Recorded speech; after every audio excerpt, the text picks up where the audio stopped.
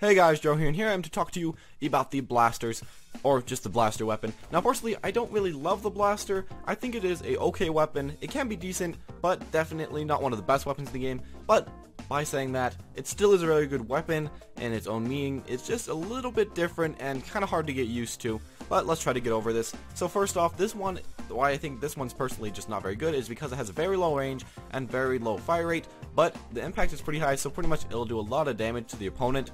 So it is pretty good. It can kill in like 1 to 2 hits, especially if you're very close to them. It does have some disruptor bombs, which are actually, they're decent, not some of the best in the game. And then finally they have the killer whale, so that's also decent. That's better in turf war, I think, because it can kind of just stop people from getting your turf in a certain area. Overall, a decent weapon, but probably I would recommend if you're doing ranked or something to go with the gals, go with the dual squelchers, or go with the, let's see where it is, go with the Splatter Shot Pro, because that's the pro one to use. So what I like to do is running speed up, because you really have to get near the opponent. Secondary, I like to get ink recovery up, or of course Ninja Squid, because then you can kind of like sneak up on your opponent. But this thing does take a ton of ink, so I would say ink recovery up. And finally, I would say to get some ink resistance up, because a lot of the time you will be walking the opponent's ink, because it is really hard to shoot literally everywhere with this weapon. It's not very good at getting the ground, so it can be a little bit hard. As you can see though, do this, kind of shoot it out. It's not the fastest weapon, of course. You can kind of like spam the button, but it just doesn't kill very fast. If you do hit it straight on, it will kill in 1 hit, but that is asking that you shoot them straight on. Most of the time it'll hit like right here, and if you do, it'll do half their health, so most of the time it'll take like 2 or 3 hits. Overall, it's okay. As you can see though, it takes a while to get the ground, but does get an overall general area of the ground. I would probably say use motion controls on this weapon, but not really the most necessary thing. And then the secondary, fill this out, and then it'll show pretty much where everybody is, or it'll just like stop them from being able to find you. Overall, it's not the best secondary, but it can be used. I would not recommend to use it way too much. And finally, of course, the killer whale, which you can put like right here. It'll probably kill all these guys. Put that right down and do that high damage, kill everybody in the area, and then while they're dead, you can just shoot all over. You can also shoot this in the air, and then it'll kind of splat in a weird area. As you can see, you shoot it and then it'll like splat like that. You could just run around, shoot this in the air a little bit, get a lot of splat. It is a good weapon, especially if you like to play this type of weapon. It is really weird to get used to. It's kind of like having a grenade for every single one of your shots, or like having a burst bomb, which is really weird to get used to.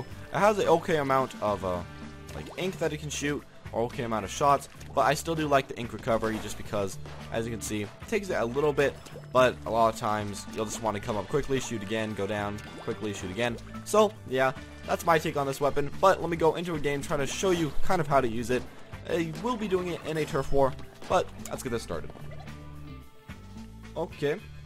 We're back in a new match. Of course, this is on the Kelp Dome, so you will have to get a lot of ground. This map, this weapon's okay on this map because it kind of can just be shot out, splat the ground quite a bit.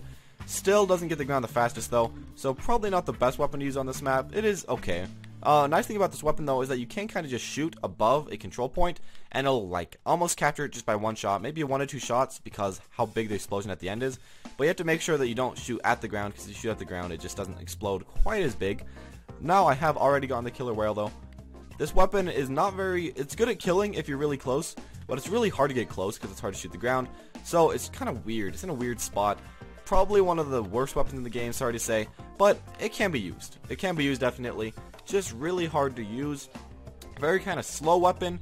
It's just, it's in a really weird spot that makes it kind of hard to use because just the range is really bad. You can get killed by most of the other weapons in the game. It doesn't have a lot of bonuses compared to something else. Let's see if we can just shoot this up there. Of course, we splatted them. As you can see, that is one nice thing about it. You don't really have to shoot right on them. It can just splat them, and after you're dead, it can still splat them. So, like, it's okay. It can always be a fine weapon. Every weapon in this game can be good. But yeah, some nice things you can do with this weapon though is that you can just stay on the top of a point like up here, and then you can kind of just like randomly shoot it. It'll get a lot of the ground. Of course, once again, splatted that guy right as he splattered me. Nice thing though is that if you are on top of an area like that, you can kind of just shoot about, and you can shoot at enemies, and it'll also get the ground at the same time. So it's kind of like a multitasking weapon. It's really weird to use like that though. Most of the time I will just try to go up here, this type of area, to shoot a ton, just keep firing. Nice thing about this is that if you have ink saver main, you can do this a lot easier. This is just kind of for this map in particular, though. You can shoot a lot. As you can see, though, it's just not quite as fast getting the ground.